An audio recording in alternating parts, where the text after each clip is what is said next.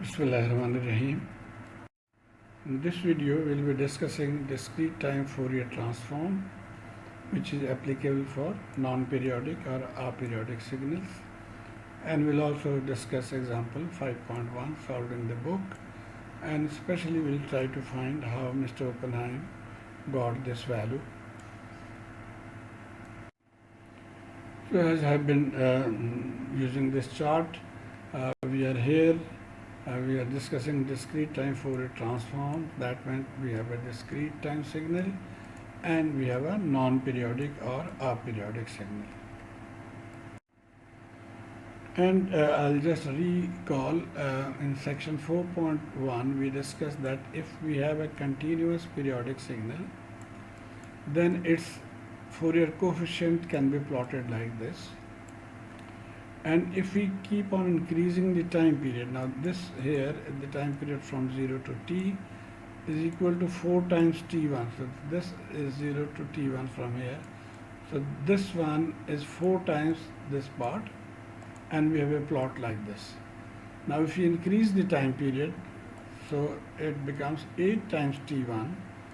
So increasing the time period, then this plot is narrower than the upper one, and further if we increase the time period further like 16 t1, then you can see the lines are very close now, and it is now presenting an envelope or almost like a continuous representation. So from here we conclude that if you keep on increasing the time period, then instead of a discontinuous signal, we can get a continuous signal. Okay, and now we come to the topic 15.1, representation of aperiodic signal, which is called discrete time Fourier transform. Okay, now this we have read from chapter number 3, which is about the Fourier series pair for periodic signal. These were the two values. This is the function xn and this is the Fourier coefficient. So we'll be using this in the current scenario. Here also we have a periodic signal, discrete time signal, periodic signal. So we can use this formula, and we are calling this signal as x bar n. X bar n will be equal to this term we are using here. And similarly, the coefficient ak, we are using this term here. So these are the two terms. And now if we take another signal, which we call this signal as xn, which is only this part. So it's a finite duration signal, it's non-periodic signal because we are just taking one signal only, it's not repeating. But it's the exactly same signal from minus n1 to n plus n2. So these two are same within this duration. So what is the implication of this? Since xn, this one, is equal to x bar n over a period that includes minus n1 and n2, therefore we can use this formula, which only changes that this limit will now be from minus n1 to n2. All other remains same. Now since xn is 0 outside this interval, now here xn is 0 all the way up to infinity, and therefore we can extend the limit up to infinity. So we can take up to infinity because from n1 to infinity it does not have any value or 0. So we're changing the limit now. So ak becomes this one. And now to go into the continuous arena, we'll use 2 pi over n equal to omega. We know that 2 pi over t in case of a continuous time is equal to omega. Similarly, 2 pi over n is equal to omega. And therefore here 2 pi over n is changing to omega naught.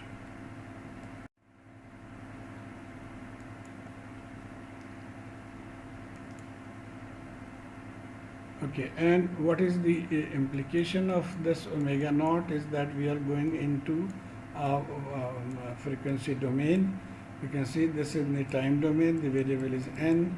When we go into the frequency domain, then we get now sort of a continuous signal. So that is where we are leading to defining a function. X e j omega is summation x n e raised to the power minus j omega, which is similar to this. We are defining it in the frequency domain. And instead of j omega, we can also write k omega. So x e j k omega, and that is equal to, we are just replacing omega by k omega. So our ak, we can now write it 1 over n, and for this whole thing we are writing x e j k omega naught. This is same here. So this is the amplitude part. And now we have two equations. One was the original equation for this periodic signal, and then we have the magnitude for the non-periodic signal. We can combine both of them. Combining, we get x bar n is equal to 1 over n, and then for this x e j k omega naught is for ak. We are replacing ak in this equation, this value, and remaining terms remain same. So this is e j, and instead of 2 pi n we are writing k omega. So this is our new equation 5.6.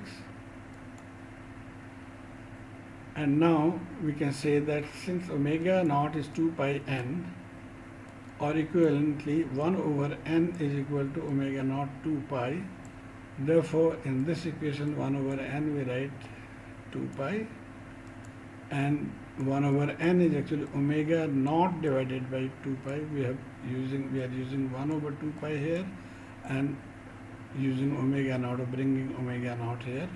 The other terms remain same. This one here, this one, they are remaining same.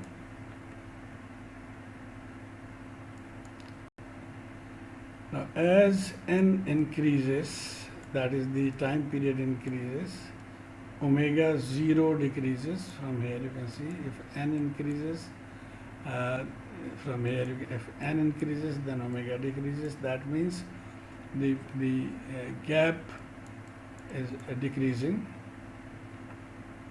and as n becomes infinity, the summation will become integral, because now we have got a continuous time signal basically.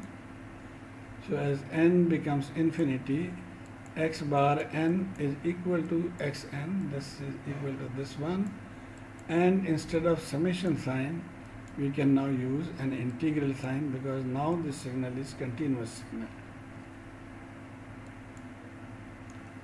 And as you can see, the plot is continuous.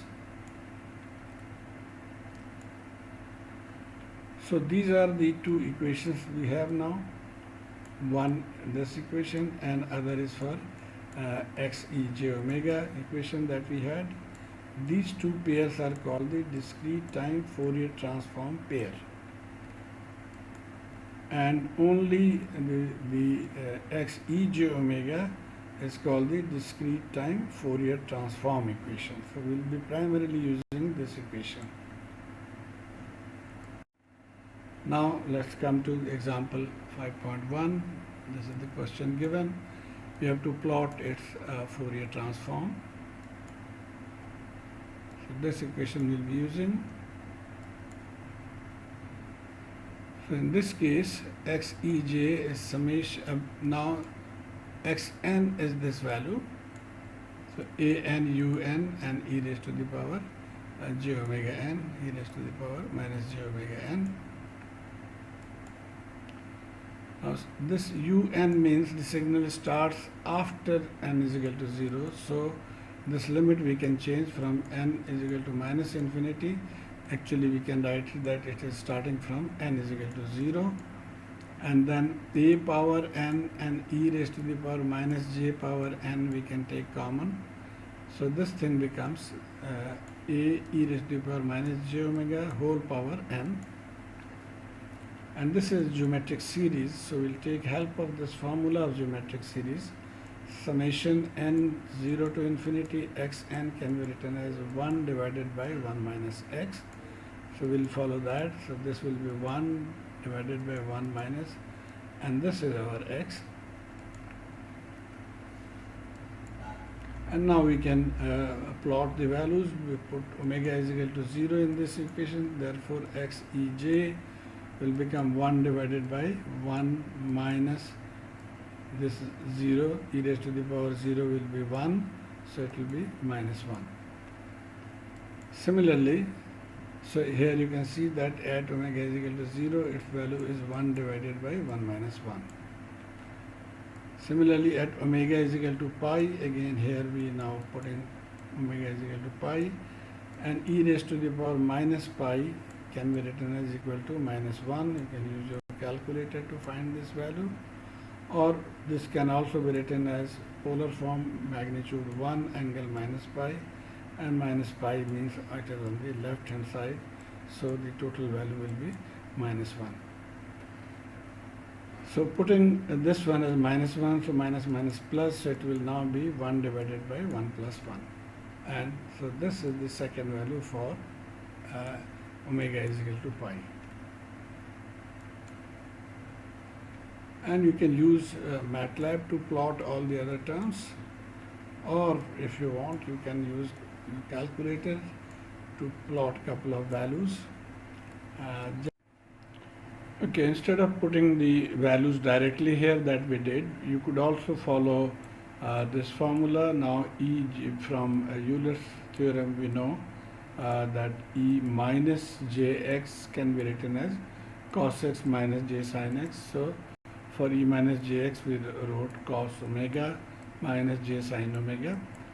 Opening it, we take the real part on one side and the imaginary part on the other side.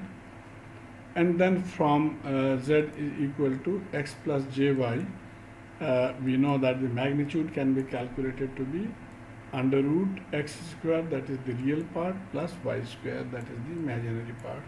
But that is what we are doing here. So 1 divided by under root of the real part square and imaginary part square. Solving, we get up to this point.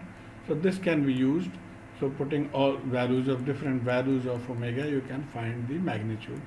So here we have put in omega is equal to 0 in this case, and here omega is equal to pi in this case, to get the same answer that we got in the previous slide. Okay, now we need to find the phase angle. So again, we'll use the same technique. This is the formula. We are using this formula, Euler formula, and just we did in the previous slide, we put in the value cos omega minus j sin omega, the real term and the imaginary term. And for angle now, phase angle, we use this formula that the phase angle is tan inverse y over x, that is the imaginary over real. So we'll do that here also. So the phase angle tan inverse y over x, y is minus a sin omega divided by this is x part, and from here now you can calculate the value of angle for different values of omega. So omega 0 will make this whole thing 0, and similarly omega pi will also make this thing 0. And at omega pi by 2, again putting the value, we get the sine 90 we know is 1, so at the top it will be minus 1. This will become 0, so divided by 1. So this is the value we will get at omega pi by 2. And for different values of a, you can calculate the values. So this is the plot. At omega is equal to 0, the value is, the magnitude is 0. omega is equal to 0. This is the magnitude of the phase angle, so this is 0. At omega is equal to pi, again the magnitude is 0.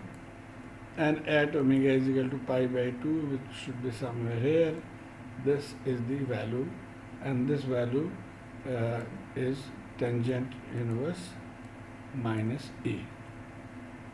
Now, the answer is complete up to this point, but those who are curious to know, as I had also, I wanted to know what is this that Mr. Oppenheim has written, and so I had to spend a couple of days in finding out exactly what it is, and I have found a way to satisfy myself. I don't know if that is the best way.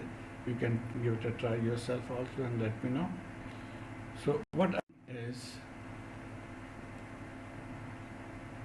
that from here you can see this value is actually the maxima value of the phase plot. This is the maxima value of the phase plot, and this is the minima value of the phase plot. So we have to note that in the plot, this one and this one are the maxima and minima points.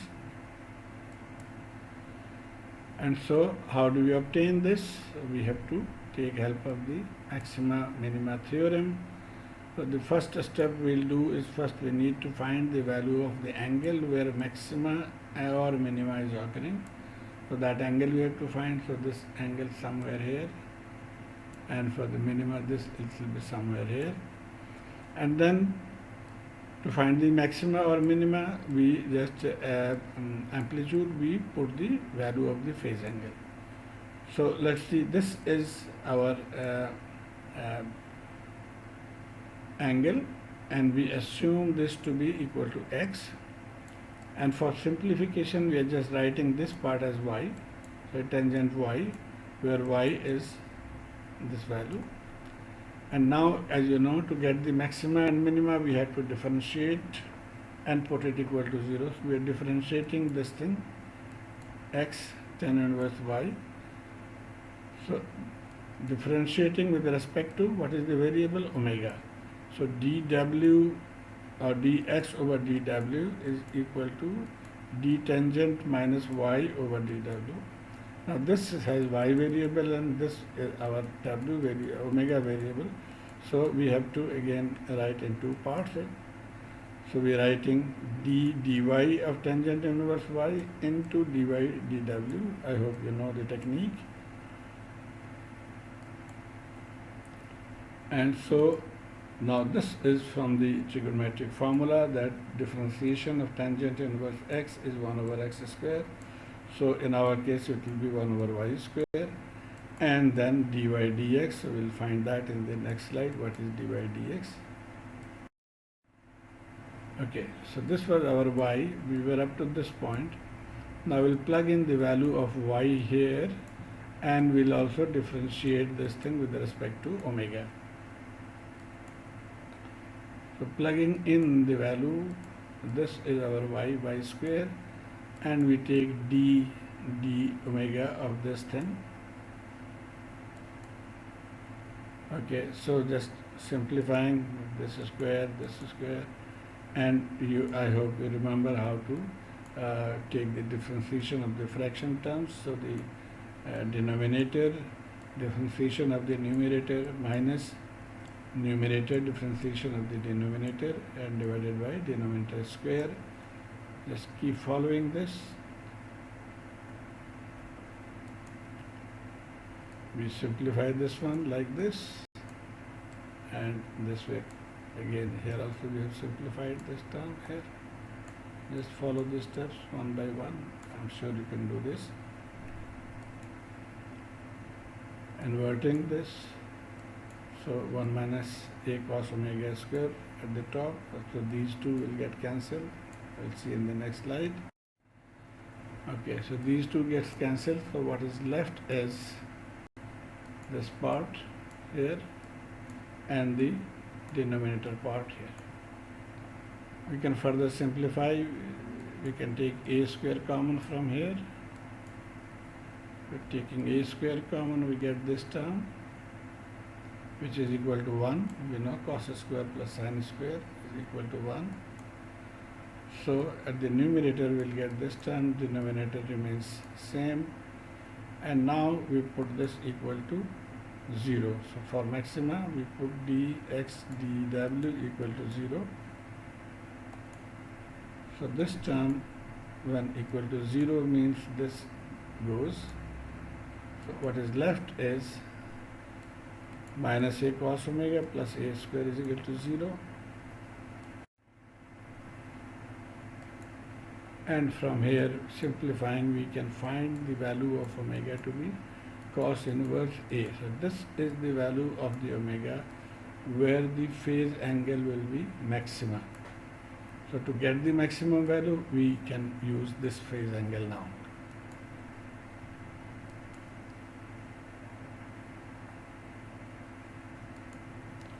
Okay, so x max tangent over this, putting the value of omega which we got. So we plug in the value of omega.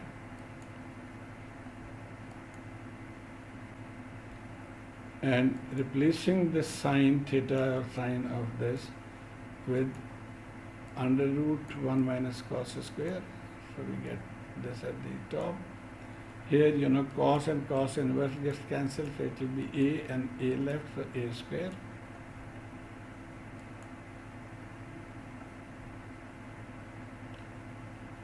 This was cos square of theta, so we can write it as cos theta square. And now here cos and cos inverse cancel, so it will be a square. So 1 minus a square under root, and at the denominator it will be 1 minus a square. So under root and this whole thing will cancel. So it will become tangent inverse a, and this will now become under root of 1 minus a square. I hope you understand this.